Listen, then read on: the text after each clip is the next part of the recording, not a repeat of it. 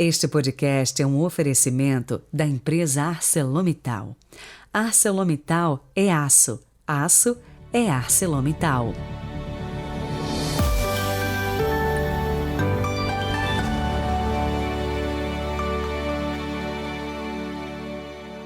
Olá, bom dia! Sejam bem-vindos ao podcast de hoje, quinta-feira, 17 de novembro de 2022.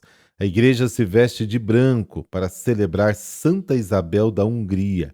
E o evangelho de hoje nos diz que Jesus, ao chegar perto de Jerusalém, lembra que ele está caminhando a Jerusalém, rumo à sua paixão, morte e ressurreição. Ao ver a cidade, Jesus começa a chorar e a proferir palavras que nos fazem pensar num futuro muito sombrio para a cidade, capital de seu povo. E foi o que de fato aconteceu com Jerusalém anos depois. Rezemos.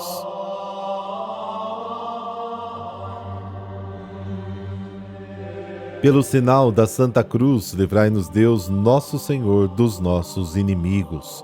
Ó Deus, que destes a Santa Isabel da Hungria reconhecer e venerar o Cristo nos pobres, concedei-nos por sua intercessão servir os pobres e aflitos com incansável caridade. Amém.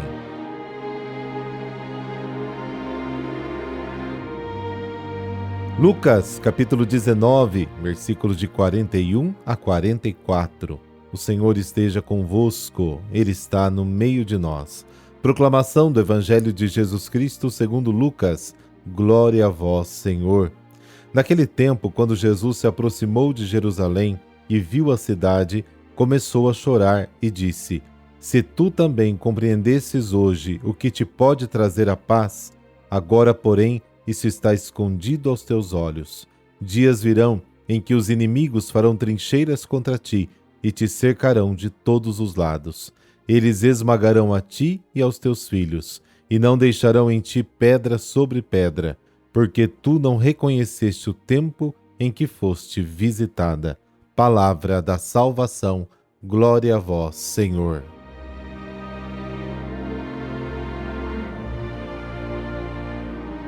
Jesus chora porque ama a sua pátria, o seu povo, a capital da sua terra, o templo.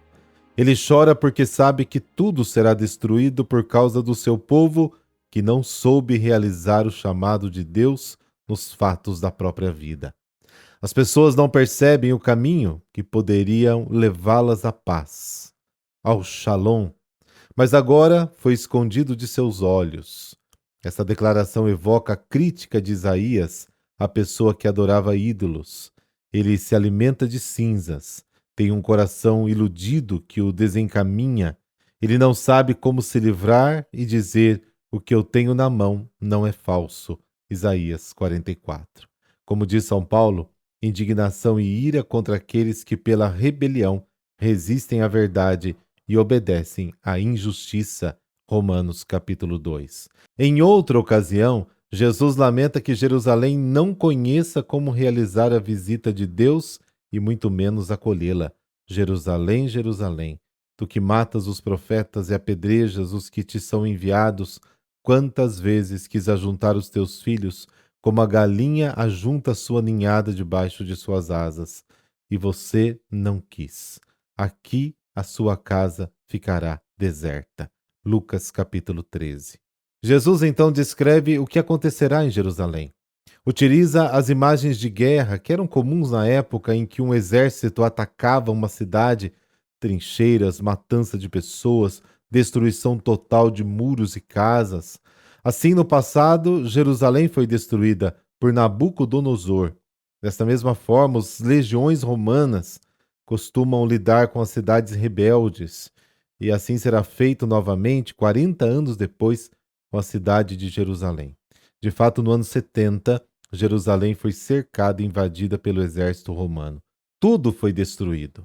Perante este contexto histórico, o gesto de Jesus torna-se uma advertência muito séria para todos aqueles que desvirtuam o sentido da boa nova.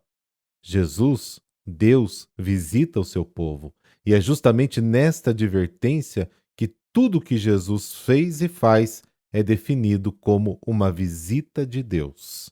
Será que nós também não estamos deixando Jesus passar? Este Deus que nos visita sempre está sendo visto por nós? Fica aí a questão.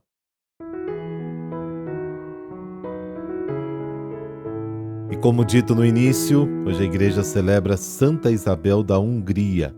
Ela nasceu no ano de 1207 e desde então já foi prometida em casamento para o duque da Turíngia, na Alemanha. Cresceu e foi educada junto com o futuro marido. Ele a amava sinceramente e a apoiava nas suas iniciativas de espiritualidade. Porém, a sogra e demais parentes do esposo tinham ciúmes e procuravam prejudicá-la por quase toda a sua vida, que foi curta demais. Embora em nada descuidando do seu papel de esposa e mãe, o que mais caracterizou Isabel foi a sua vida de espiritualidade e particular caridade aos pobres. Como a eles dedicava não só o próprio serviço, pessoalmente lavava-os, alimentava-os, vestia-os, mas também utilizava dinheiro para suas necessidades espirituais, temporais, e a sogra tentou dispor o marido, alegando que Isabel esbanjava as riquezas da coroa. Numa ocasião, saindo ela com alimentos para distribuir aos necessitados, ele a questionou, e ela disse que só levava rosas, esquecendo ser o inverno, e ao abrir a sacola, de fato, apareceram rosas. De outra vez, a sogra o avisou de que Isabel estava cuidando de um leproso no seu próprio quarto. Mas, ao entrar o marido, encontrou sob o leito Cristo crucificado, em quem o leproso se transformara. Apesar das dificuldades, o casamento foi muito feliz. O marido, porém, faleceu de peste na Itália, quando ia para as cruzadas na Terra Santa. Então a sogra e parentes do marido a expulsaram da corte com os filhos, com o pretexto de que ela esbanjava os bens da família, quando Isabel, por causa de um período de carência de víveres na região, sustentou pelos cofres públicos centenas de pobres. Acolhida finalmente, sem nada mais ter, no convento cisterciense, onde tinha sua tia e ela era abadesa, Isabel decidiu confiar a seus parentes a educação dos filhos. E tomou o hábito da Ordem Terceira de São Francisco. Confrontados por companheiros do marido já falecido nas cruzadas, os seus irmãos, os príncipes, arrependeram-se, pedindo perdão a Isabel e restituindo-lhe os bens. Ela, porém, preferiu viver na pobreza, uma modesta residência, onde, com o valor da sua herança, mandou construir um hospital. Morreu em 1231, aos 24 anos. Foi noiva aos 14, mãe aos 15 e viúva aos 20. Por causa dos milagres ocorridos no seu túmulo, foi canonizada já em 1235 e declarada padroeira da Ordem Terceira Franciscana. Deus nosso Pai, Santa Isabel foi um conforto para os pobres e defensora dos desesperados. A ninguém negava sua caridade e o apoio nas horas difíceis. Colocou a serviço dos necessitados todas as suas riquezas. Transformai também o nosso interior, para que sejamos luz para o mundo de hoje, como Santa Isabel foi para o seu tempo. Por Cristo nosso Senhor. Amém.